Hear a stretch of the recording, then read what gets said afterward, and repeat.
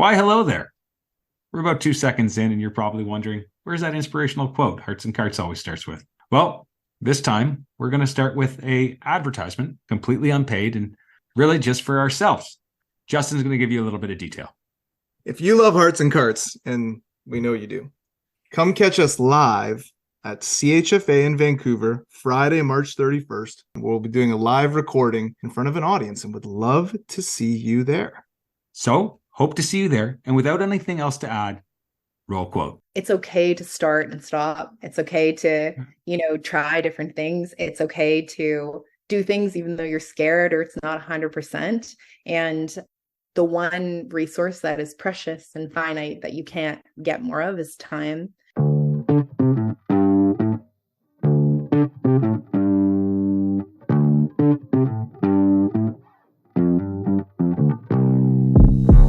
Welcome to Hearts and Carts, the CPG podcast, the podcast about the people behind the products that are winning hearts and filling carts. This cast is for anyone with an interest in the world of consumer products. We're your hosts, Justin Osborne and Alex Hill, and our mission is to bring you weekly content that helps you be a better and more informed CPG professional.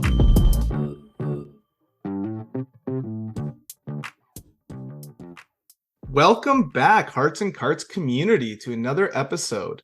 Today we have a great guest that makes a product that Alex and I use on a very regular basis. In fact, I'm drinking one right now. Alex, who do we got? Today we're going to be meeting with Karen Danudjaja, who is the co-founder and CEO of Blume. Blume specializes in making what they call superfood lattes. Really a new category, but effectively it's a replacement for the more sugar-filled, less good for you options that kind of populate a lot of the latte market today. And they make them with not just better for you ingredients, but they also kind of supercharge that with superfoods and adaptogens and things like that. She'll talk more about it more articulately than I can here. So really excited to hear what Karen has to share in her journey. The business is kind of taken off like a rocket ship. So really excited to hear everything she has to tell us about that. And if you haven't already, please feel free to leave us a 5-star review on either Apple Podcasts or Spotify. Follow us on our various social media channels, either Instagram or LinkedIn. And without anything else to add, let's have a conversation with Karen. Watching and feeling all the colors bloom. Karen, how are you? Hi.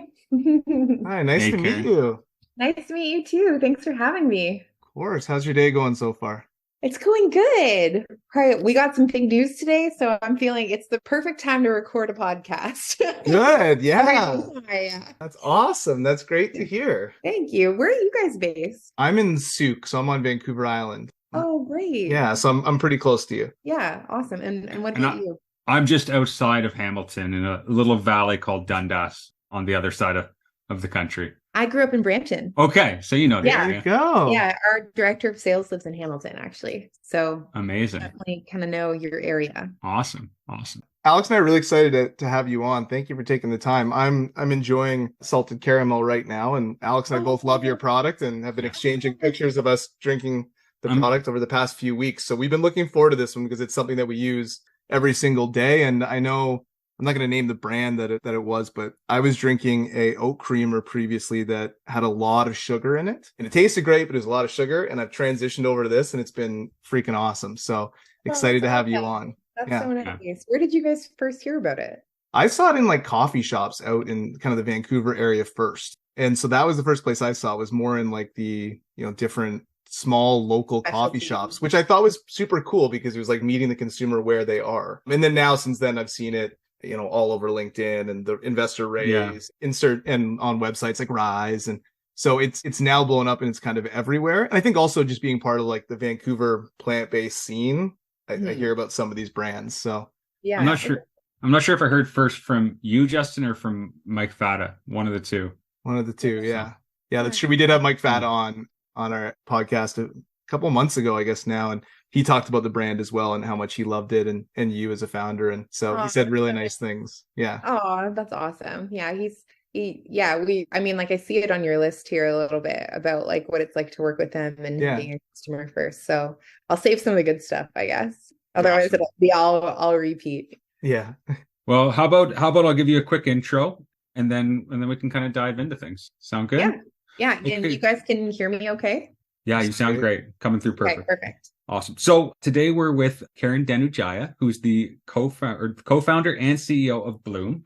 Blume makes, I'm going to let you explain it because I'm going to say it wrong, but they're amazing products that you can mix in to a lot of different things with all sorts of powerful benefits, adaptogens, and really cutting edge stuff from kind of the nutraceutical space. So Karen, maybe you tell us what your product is, and then after that, let's back up and get to know you and your story and how it came to be. Yeah, for sure. So what I like to say Blume does is that we recreate cafe favorites without the syrups, the gums, the fillers, but with superfoods. So what we do is we kind of take familiar flavors, so pumpkin spice, salted caramel, mint cocoa, these things that you would classically find on a cafe menu and are typically like 90% sugar and have no functional benefit, and that we recreate them with superfoods, adaptogens, totally organic, refined sugar free. And really, the mission of the brand is to make it more accessible to engage with superfoods and really clean, nutritious products. My hypothesis going into the brand was that people really didn't want the botanical supplemental feel that you get when you walk into a vitamin store or something like that, but they wanted the benefits. And so we hope to introduce customers to really powerful ingredients we believe in through familiar, delicious flavors. I love that. And Alex was right. That is much better than he could have explained it. 100%. There is a trick to them to explaining them because it's a new category, right? Yeah. Like what is a superfood latte? Like that's sort of that we made up. So I think it's totally fair that you pass it on. And I'm working on shortening that pitch. That is a personal mission of mine. Very cool. I love it. Now let's get to know you a bit. Like, so you don't come from traditional CPG background. You do have a business background. So maybe tell us a little bit about Karen, kind of pre-Blume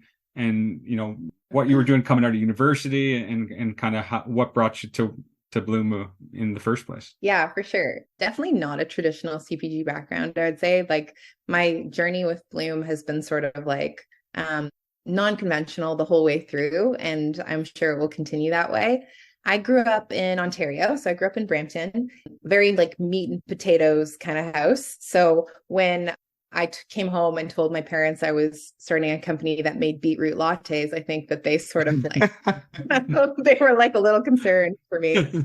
But I moved out west to go to school. I went to the Sauder School of Business. I didn't really know what I wanted to do, but Asian parents, finance, accounting, that was sort of like the path that made sense at the time to create opportunities. So I studied in the end real estate finance. That was what I specialized in at Sauder. And I came out of school and got a job through one of my university profs to go into commercial real estate management. So it's like budgets, project management, a lot of like customer relationship stuff. So I didn't know it then, but all stuff that would become applicable as I started kind of like my journey with Blume. And anybody who's like talked to me for 5 minutes, like I think you guys at this point could probably be like, yeah, why did you choose that for yourself? I really didn't like it. I loved my boss. I was so lucky with like the environment. I learned so much, but I wasn't an environment that like really lit me up and I was like passionate about.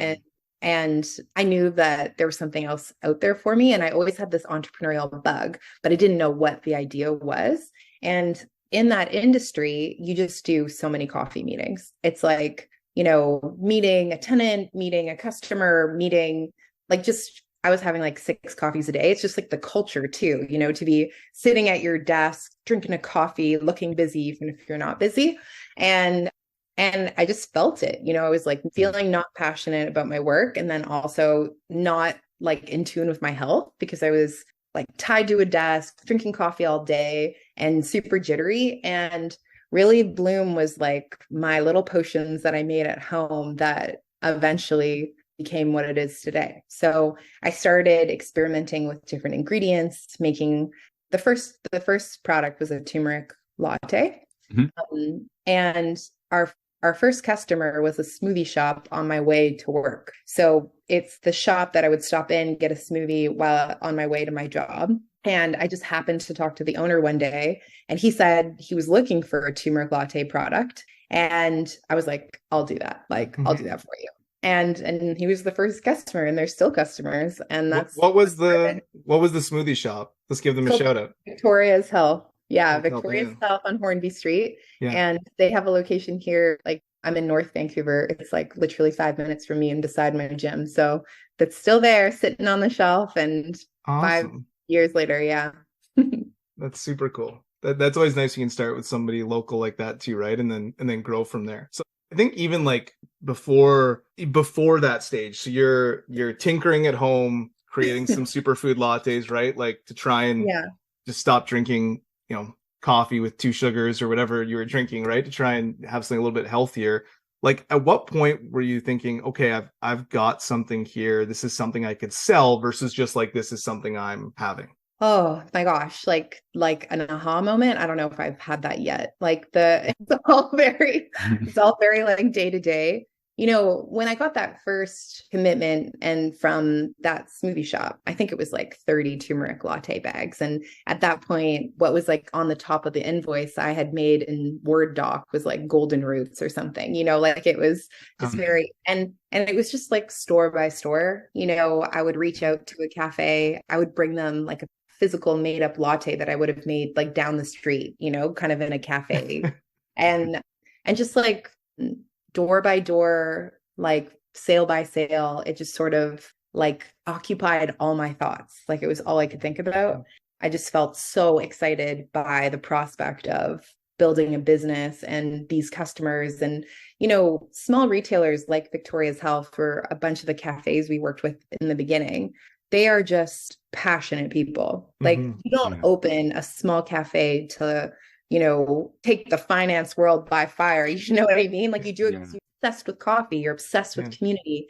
And so I just loved working with these people. And I loved that Blume had a spot, like a little spot on their menu, a little spot on their shelf. And I think after a year of doing both, so I would wake up in the morning, do deliveries at night. I would be, sending emails or visiting shops with made up lattes. And I started to do like a not so great job at both. Like I had really like done it as far as I could ride it. And then I decided that it was time to go all in, and, it was the right time in my life and it was all I could think about. And here we are 5 years later. Amazing. Yeah. Oh, it's great. So a question for me is the branding, because I think your branding is amazing. Like I think it's really nice, super clean, super simple. It conveys, like, the name is short, but it conveys this kind of botanical vibe. And I want to understand a little bit about your process for coming to that name, Blume. Like you said, Golden Roots was kind of like V1, but like, was this just like Karen kind of like light bulb moment, or did you have like a methodology? Did you do any sort of like focus grouping or anything like that as you kind of made your way towards what product you have out now? Yeah, no focus groups to speak of. No, actually the name, the packaging, all of that sort of stuff was done internally, myself and my co-founder. So my co-founder was like a friend of mine, and she was a copywriter at an ad agency, not a graphic designer. Neither of us were graphic designers. And so it was really, I have to give her credit for like the package and the name and how that came together. We were, like I mentioned, we were on this like personal journey of coming into ourselves, finding our passion, wanting to live more creatively, wanting to do something that felt like for the planet, for the community, for ourselves. And believe it or not, commercial real estate didn't do that for me. Oh no. Yeah, wasn't directly connected. It does for some people. I'm sure it's like something I was missing. But and so like Blume really came from that. It was like this idea of like, no matter where you are in the wellness journey, you're like on a journey. And we really wanted to capture that. And then in terms of like the look and feel and minimalism of it, I mean, it was because we weren't graphic designers. Like we weren't going to do like crazy illustrations. It was almost like a product of our skill set. And B, it was just like we were drawn to color. So, we weren't coming into this as naturopaths or people from CPG, where so prescriptive what it looked like check mark, gluten-free, Canada sign or whatever. And so we were really coming from it from this lens of like, we wanted to create something that we would love, that we were excited about, that was colorful, that spoke to us. And so I think that how the products look today is almost because we had no experience. I love it. I love it. And that we just like had a different take on, like, we didn't know the rules. And as we roll into more retailers, I'm realizing that those rules are there for a reason. And some things will have to get adapted in the future. But I mean, it was just that supplements were so clinical and wellness products were so much about living without instead of living with. And we wanted the brand to really encapsulate what we were trying to do personally, which was like be in love with your life. And I think we did that. Yeah. I agree. Love that. Yeah. The packaging's amazing. Alex and I have talked about it. I think sometimes, like, to your point, if you don't know all of the rules and guidelines, like if you've worked in CPG for 10 years and you're thinking like it has to do A, B, and C, that limits your creativity a lot of times. So coming in with like a fresh set of eyes of like, this is just something I want to make might disrupt the market a little bit more, right? Which it has. Yeah, I definitely think in this situation, there were like lots of things we didn't know what was best practice, let's say. If we were like talking to someone who had 20 years experience in CPG who wanted to be on like the shelf at Whole Foods, they would have very specific things that they suggest to you, like call outs and, sugar in a big circle and, things like that, like these very like grocery store feeling things. And we just never approached it that way. And that's how they look the way they do, and why they could show up also in places other than grocery stores. That's why you could find them in like a third wave coffee shop, because that's a place that cares about aesthetic, that cares about design, that wants to connect to people on a deeper emotional level. And that's where we started. Love it. Question around bootstrapping. So we both read your pitch deck, which for anyone listening, if you want a really good example of super cool, one of the best pitch decks you can see, Karen has been kind enough to share it with the world.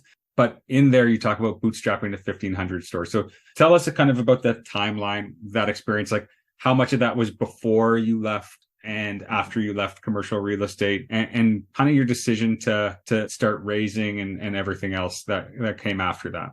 Yeah. The bootstrap journey is something that I'm super proud of, and I'm so glad we have in this current climate, that we really like had to be super disciplined for the whole team. It has like this, they are always like, do we need to do this? Like, this is kind of expensive. And I didn't do that on purpose, but it's like really going to serve us, I think, going forward, that we're spending on the right things. Again, it wasn't this product of like super thoughtful business strategy. It was like, I didn't come from CPG. I didn't really understand the VC raising world. I didn't come at it from this perspective of like, we're going to sell to a big conglomerate one day and this is the path I need to take. It was very much like a side project turned not so side project, just because like I was so obsessed with it. And so I'll tell you, like, and I always try and be really open with numbers, because I think it's like, that's what people actually want to hear. And it's like, what's most helpful.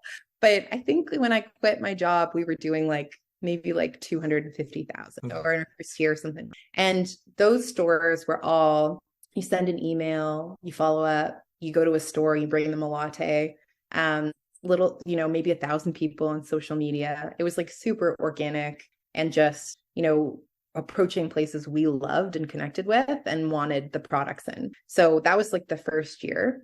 And honestly, the next few years, which were all bootstrapped, except for I did get a loan in 2020 for $100,000 from BDC. It was all just like outreach, or like, I think this would be a great fit in your store. This is why I think it's a fit. And like, this is how we'd support you if you brought it in. And so those first 1,500, 2,000 stores were all that way. Some of it became inbound, once we got to a certain size and people started, recognizing the product, finding us through ads, we got a lot of inbound interest too. And it was like a momentum thing. So think it was like 250 to maybe 300. And then, and then all of a sudden the jumps got bigger. But yeah, it was just like, until this past year, we didn't have a sales team. So it was me and my operations manager just like reaching out to general inboxes, calling, walking around different cities. Like if I went to Victoria for a weekend away with some girlfriends, I would take an extra day and visit a bunch of stores. Like that was how we did it. And now there's like more of a process for sure, but that journey was really like spending time on the street, knocking on doors. And I don't know if that was the right way, but that's the way we did it. Yeah, awesome. I don't think there is a right way, right? I think that's a good way of doing it, because in a way you've done now like all of these roles that you're probably hiring people. Like you're an expert in sales. You went to the stores and met with the managers and with customers and know what they're looking for. You've done probably the customer sales representative or like CSR roles, like taking calls. You've done all of these different roles, which gives you a good perspective, I think, as you're building out a team. Yeah, you'd think that. You'd think that for sure. I mean, I've definitely done CS. I've done deliveries. And I've said this before, but like terrible Parker, I should not have been doing. That was dangerous for all. And but you bring in people who are better than you at things, who love certain aspects of the business. I think if my director of sales heard that I knew her role 100%, she'd wince a little bit. But yeah, I definitely feel like I've explored different sides of the business, and now I know the parts that I love and where I want to spend time and what I'm best at, and where I want to lean in and use my energy, and where other people should step in because they're better. Yeah, that's good perspective to have, right? For anyone. So we've talked about specialty a lot, and we talked about a big retailer up front, but where can people find your product? So Blume is like really special because it's omni-channel. Like you can find it in so many different places. We're in natural grocery stores, so you can find us in like Whole Foods, Thrifties, Safeway, Rachel Berry's, and then you can also find us in all these beautiful gift stores, independent boutiques, Hudson's Bay, Indigo. We were in the Nordstrom holiday pop-up, and about half of our business is through our website, like e-commerce. We have a D2C component, so we really kind of flow into all these different spaces. And then, like we touched on, we also do food service. So we have bulk packaging that you can make caffeine-free, healthy lattes on the bar. So people can really experience Blume in a bunch of different spaces. And I think that's pretty unique. I'm realizing the longer that I'm in this space that we can like port to so many different store types. Yeah, it's awesome. Yeah, you think of like a refrigerated product or something like that, you're so limited in where you can sell. You guys are able to sell almost everywhere, right? So it's pretty cool. Yeah, it is cool. I think what is going to be the thing for me to navigate is like where we should focus, because I am like most founders, like I get attracted to sparkly objects. That's all of us. Yeah, that's all of us. Shiny objects just completely derail us. Yeah. So I think like the key is not so much like being able to be everywhere, but where can you be really good? And I'm still in the process of determining. Makes sense. One question that was on my mind was just around the various like flavors and formulas that you've put together. And I know you did some experimentation early on, and I'm assuming like obviously turmeric was one of the early ones, but maybe let's just talk a little bit about your approach to product development. And I'd actually be curious to know what like some of your favorites are from within the portfolio as well, and even recommendations on the best way to prepare them as we go through it. So, because I think food science is really interesting, and how we get to an end product is an interesting process. So maybe we can go there. Yeah. I mean, the products originally, the first ones, turmeric, beetroot, cacao turmeric, they were all the first SKUs. And then we also had a chili turmeric SKU. And it was very focused on the superfood hero. I was obsessed with turmeric, again, Asian parents, grew up with it. And I really believed in like the benefits of it, and that if it was elevated to or revisited for a North American palate, that it could be really beneficial. And so the original formulations were really with that in mind, like elevating this specific ingredient. So we had 3 SKUs that were around turmeric. And that's shifted a little bit in the business. Like as we get to know customers, as we get feedback, I mean, this is why I love D2C, because you get such real-time feedback about what people are really looking for. We do surveys post-purchase, as well as like people in our flows. We do customer interviews, and we've just learned so much over the last little bit about what they actually like, what solutions they really want for us. And that's what all our future innovation is around. So gingerbread, mint cocoa, pumpkin spice, they were all asked for by the community. Chai as well was, we did enough surveys. It was consistent enough that it was like, this is what people actually want from us. And so one of the things that I think is most challenging in the wellness category is, am I going to like the taste? Like if you have something that's called like a turmeric elixir or a mushroom drink or whatever, there's a whole spectrum of people who aren't going to be willing to try it just because, maybe they believe reishi is the amazing thing that, they read online, but, spending $25 online and paying for shipping, and you don't know what a mushroom drink tastes like. And so we actually did like a shift in our business based on that learning from customer interviews to be more focused on familiar flavors. So instead of, you trying to find this like mushroom drink and look through reviews if you like mushroom drinks, it's mint cocoa and it tastes like a mint cocoa. And if you like mint cocoa, you'll probably like this drink. So that's like been like a pivot in the company that's shifted from product creation in year one versus what it is now. And what that's allowed us to do is just like more easily communicate what we're doing, speak to consumers like in a moment, like when would you have a pumpkin spice latte? When would you have a mint cocoa? And it also just, I think, really differentiates us because, instead of us trying to really sell the benefits of reishi, it's a great intro to reishi. And maybe your mom would also drink it. You know what I mean? To a wider audience. So that's something that I think is really unique to Blume and something we're super proud of, that we were able to really take customer feedback and implement it in a way that most people looking at the brand, like we still sell turmeric, we still sell beetroot, but they still get that message. That's what we're trying to be for our customers. So in terms of like product creation, it's often driven by like flavors that our community want.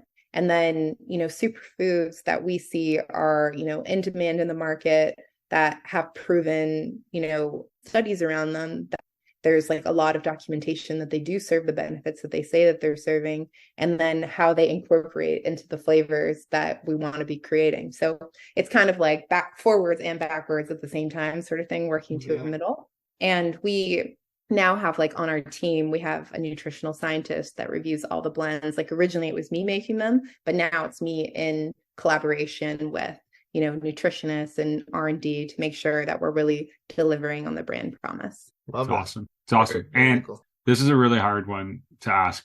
And I apologize in advance because I know it's super not easy to answer as a founder, but what's your favorite one? Favorite child? Very easy for me. I had one earlier today. A rose lemon fog is my favorite. Rose lemon fog. Okay. And for me, that one is my favorite. And then I think the one that I probably have the most now is salted caramel, because you can mix it into so many different things. I mean, you can with all of them, but it's, mix it into yogurt, put it in your coffee, put it into baked goods. We actually came out with like a whole recipe book of suggestions. So I think I go between those two. Awesome. I haven't tried that. I've been doing the turmeric. I actually have arthritis, so I think I talked about this on the podcast probably too much, but I have arthritis. So the turmeric one I love, and then the cocoa reishi. So salted caramel will be the next one I think I try, and I'll grab the roast lemon fog. Awesome. Hey guys, sorry to throw off our flow here, but we got a sponsor. No, I know you're thinking, oh, they got money. No, we didn't get money. We got emotional support. So, Justin, tell them. So even though we want you guys to listen to Hearts and Carts exclusively with all of your free time, if you're going to listen to another podcast, make sure to check out our friends, Phil and Kenny, and their podcast, This Commerce Life. Talks about the CPG world, has some amazing guests, and you can learn a lot. Well, guys, we'll let you get back to the show, but you got to check out This Commerce Life. Those guys are the best. You talked about the benefits of DTC. I think one of the benefits of that is that you were able to track your customers really early on. And one of your really early customers was the one and only Mike Fata, who later became an investor. So wanted to hear about that relationship, how it came about, what it's like working with him, how he's been able to help you. And yeah, just a little window into that world. Yeah. Some people come into your life and it just feels like, I don't know, full circle or kismet or something like that. And I honestly and Mike knows this too. So if he hears this, I won't be embarrassed, but well, maybe a little bit. I didn't know who he was. So when he emailed the company because the order didn't deliver or whatever, I was the only employee. I think it was like March 2020 something, or April 2020, something like that. And so I had just kind of parted ways with my co-founder, bought the business, and I was doing all the functions. And so he said he found it through LinkedIn, which I don't know how that's even possible at that time. Liar. And he just placed an order, had trouble receiving it. And, I helped him figure it out. And when I go back to the messages, it's like such a founder message that I sent back, kind of being like, here's different ways to make it. Like, let me know if you have any feedback, a nice message back. And he offered to have a chat. And at the time, I really thought it was just like a customer who was willing to talk to me. Like it wasn't like, I wasn't in that world of so knowing where he came from. But once we talked, I had Manitoba Harvest in my, my fridge. So many of us do have it in our pantry. So at that time, it was just, we were small, under 300,000 in revenue or something like that. And we just kept in touch over the years. At one point I won an online contest where he sponsored us to go to CHFA and do a booth there. And that was during my bootstrap journey. So I would never have done it otherwise. And, so little touch points like that, I, in front of big hires, I would call him and ask, questions I should ask if it was the right time. And he was always super generous with his time. And the thing about him is that he's just, he's so in it himself. He's just been through it himself, that it's really clear action steps for you. It's really clarifying, so you can move forward and really action things in your business. And so I just had always really valued it. And then when it came time to decide that we were doing a raise, I, knocked on his door with a relationship, which ended up, him becoming an investor, being an advisor. And now we've been working together in that way for about 6 months. So pretty new in the relationship, but it's funny because it's like a customer from, now it's 3 years ago or something like that. And now he's I text him when I feel like my hair is on fire. Yeah.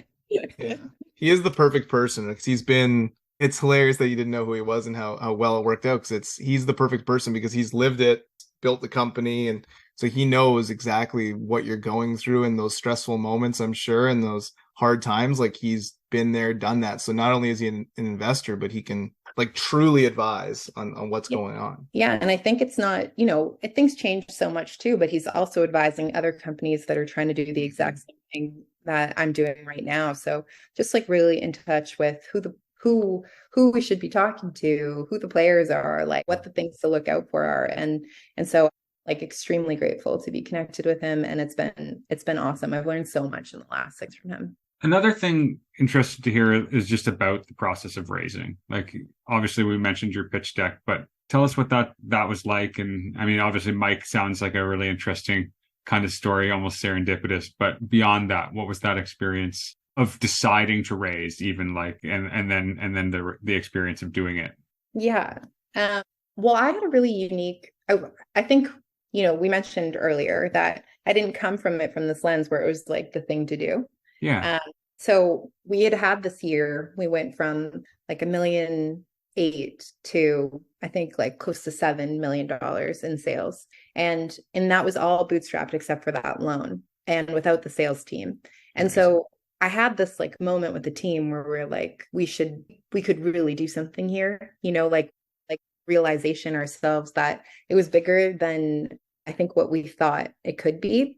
And so that was when I had kind of started putting some more thought into, is this the path I want to take? You know, having that whole existential crisis that comes with raising and all the things. And I think like part of that plan was really like, I wanted to explore retail, and I knew that I didn't necessarily have like the experience to set us up for success there. Like we had worked with small gift, indie, natural doors, but we had never done, you know, like bigger accounts. And I had heard kind of like anecdotally how challenging it is to navigate that world. So it also felt like the time to really bring in some structure in terms of like the advice, people who had done it, just give it some strategic firepower to what Blume could be. And so at the same time, you know, I had heard from other women founders that it was really hard to raise. And we were going into an environment where it was going to be really hard to raise. Like the macro environment had changed pretty dramatically. So I was nervous, honestly. Like I didn't want to do this very public, sell your vision to strangers and fail. Like I think like the fear of failure is like so real for all of us. But ultimately, I felt like it was something I really wanted to do. It was right for the business. And that if I was going to let fear prevent me from doing it, then I wasn't the right person to lead Blume, because I was in its path versus clearing the path. Yeah. And so, I mean, we had a few friendlies like Mike where there was like existing relationships. You know, I am like in general, just whoever will have a phone call with me, I will take that phone call. So I had some relationships like Mike that really helped like start the process on the right foot. And then, you know, our story just really resonated, especially because of the environment, which I didn't anticipate. So I kind of just went into it like fearing that because of the macro environment, there wouldn't be any money out there. But because we had the year we had with like a very like foundationally sound business, it was, you know, it was just like perfect storm of the right product, the right people, the right environment for us to raise what we did. So I originally set out for less than $1 million, and in the end raised about 2.5 million Canadian in about 5 weeks. And about 40% of the investors are women, which I'm really, really excited about and proud of. And yeah, I'm still sort of like processing. Slow on that one, but yeah, for the most part, I was like super overwhelmed by the support of the community. And we did a few things differently. Like I knew I wanted there to be more women in investment and more women at the table. So we had like a lower check amount. We have actually quite a few individual investors, which a lot of people will advise you against, but we wanted like champions in the community rooting for us. And we didn't want it to be this thing where like you couldn't participate in what we think Blume will be unless you already have made it. You know what I mean? So we did a few things that were a little different and feel very, very Blume. So very proud about all those pieces coming together. And now it's about like putting it to work in the smartest way that we can. And I'm really excited about that.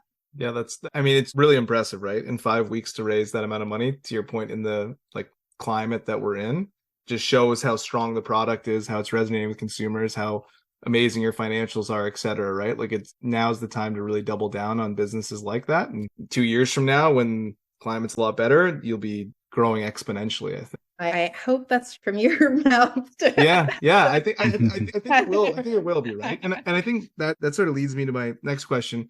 You started to touch on it a little bit, but what now? What's next for Blume? So you've raised the money, you're continuing to grow, you're continuing to add retailers.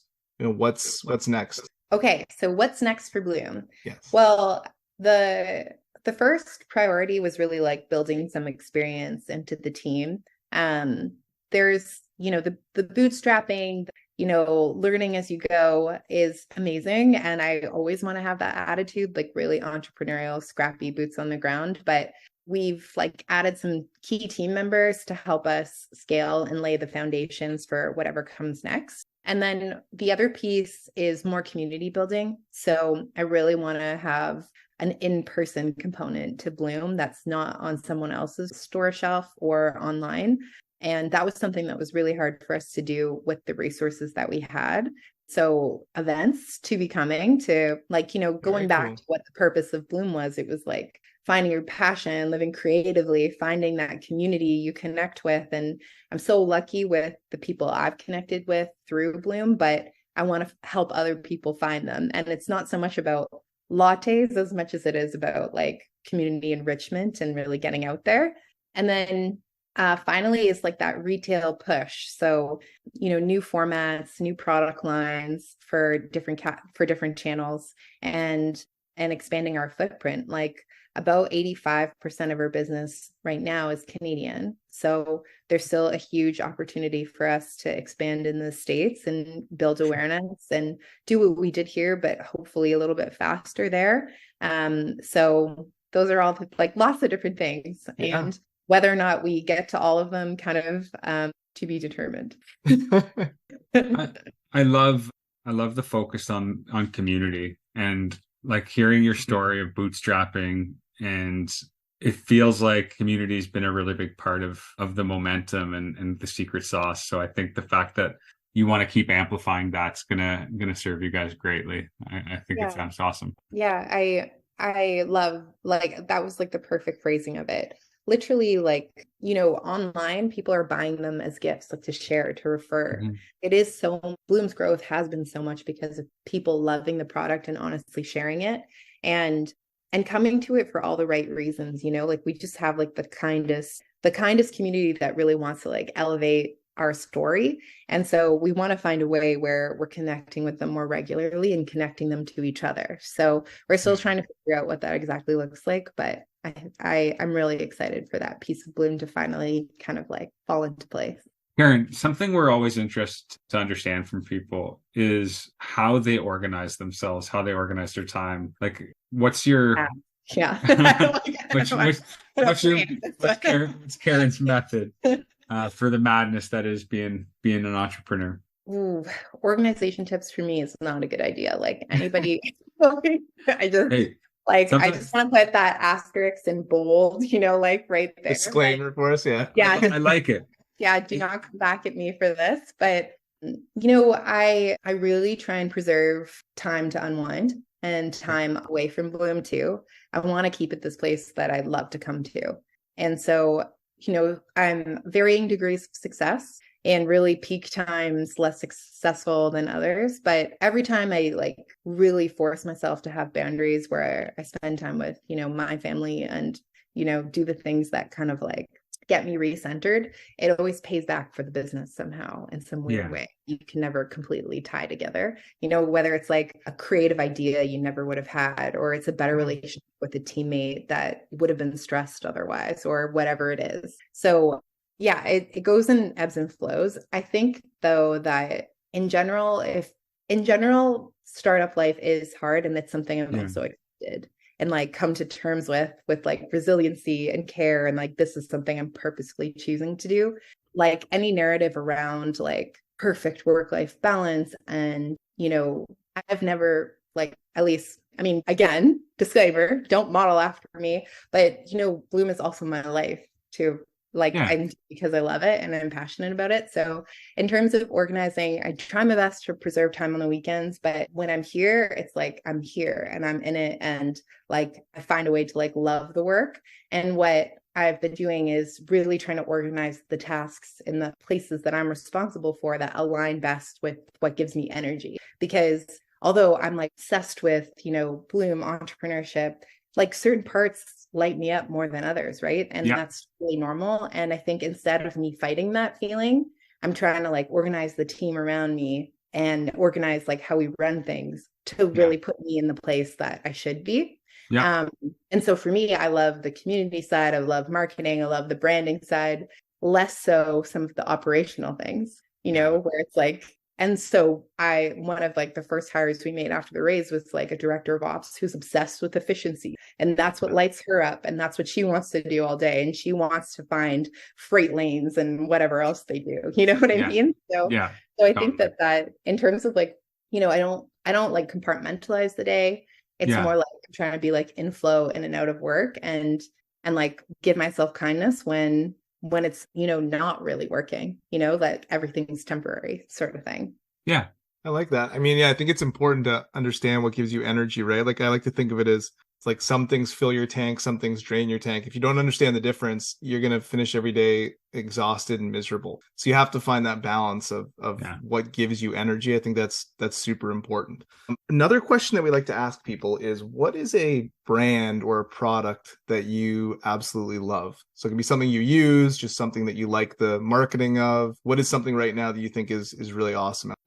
There's a brand called Coco Kind that I think just does an unbelievable job. They have so much authenticity and transparency in their posts, and they reward kindness in their community, like going like straight back to like their name and their culture and all that. Yeah. So I think they do like a brilliant job with their online community, and just their products are amazing. More locally, there's a brand called Mala. It's a sustainable candle brand. And I just think that she's bootstrapped. She's like, it's just unbelievable what she's done. She even like manufactures herself. And I think her such an authentic storyteller and just such high quality products. So those are two brands that I really look up to. And then more in like the food space, like Yogu, Jade runs a company called Yogu. It's like a plant-based yogurt. And this yogurt is transcendental. Like it is amazing yogurt. So I just think that she's like an incredibly high integrity person that I want to support every chance I get. So those are just like a few of the brands that I really look up to. I was recently introduced to Nuts for Cheese through Mike. I didn't know them before, but now Margaret is a close confidant and love, like when I want to put together like a board, Nuts for Cheese is front and center. Yeah, those are great ones. Yogu are future guests of ours, and maybe we'll evolve those people on at some point. But Yogu for sure.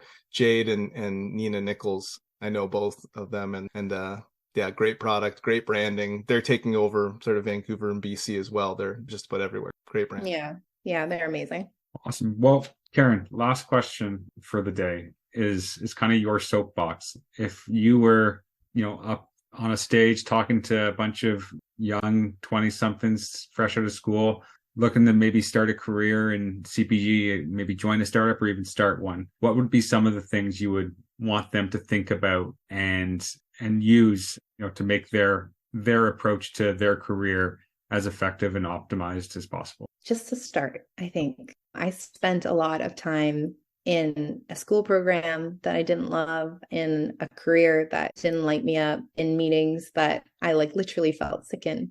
And I had this little notebook full of like ideas, but didn't really have like the confidence or the gumption or the whatever to like actually start. And I wish I had done that sooner, because really like the best things that we talked about Blume today, like the community aspect, the non-graphic design, the not following the rules of CPG because I didn't know the rules, all of those things came from inexperience. So I think instead of seeing it as this like hindrance to getting started, see it as like a new perspective in an industry that maybe needs, like, could benefit from a different perspective. And so I wish that, I'm so glad that Blume is the business that I ended up moving forward with. But I think that like, it's okay to start and stop. It's okay to, try different things. It's okay to do things even though you're scared or it's not 100%. And the one resource that is precious and finite that you can't get more of is time. And so if you're not happy, don't waste time. Try different things and just take a step, because all the other steps are easier. It's like the first one that's the hardest. I love that. And I also award you extra points for the use of the word gumption, which is a great word. And I love gumption as a concept, and it's not talked about enough. So I think it's something anyone needs to. Hey, episode 2, just all about gumption. Well, Karen, this has been an absolute pleasure. Like, we really appreciate you taking the time to join us, and both love the brand and what you're doing. So thank you for making us amazing products, and a massive thank you for joining us here today. Oh, I'm so grateful. And I really enjoyed chatting with you both. And I'm really excited to hear how it all comes out. Yeah, hopefully next time we're in Vancouver, maybe around CHV or something, let's grab a coffee or a drink anytime. and hang out and catch up. But really enjoyed meeting you. We'll, Are you we'll coming? be there. Yeah. Oh, great. Yeah, we've got a booth, so come by for a latte. Yeah, absolutely. We're gonna do like celebrity faces on lattes. Awesome. We're gonna try. Love it. I'm curious now. I need to come by. I'm very curious what that means. So, but I like that. But yeah, I'm excited. That'll be nice to see you in person and get to meet you. But this was awesome. Really enjoyed hearing your story. So like Alex said, thank you so much. Thank you guys. Have a great one. You too. Okay, bye. Okay. Bye, Karen.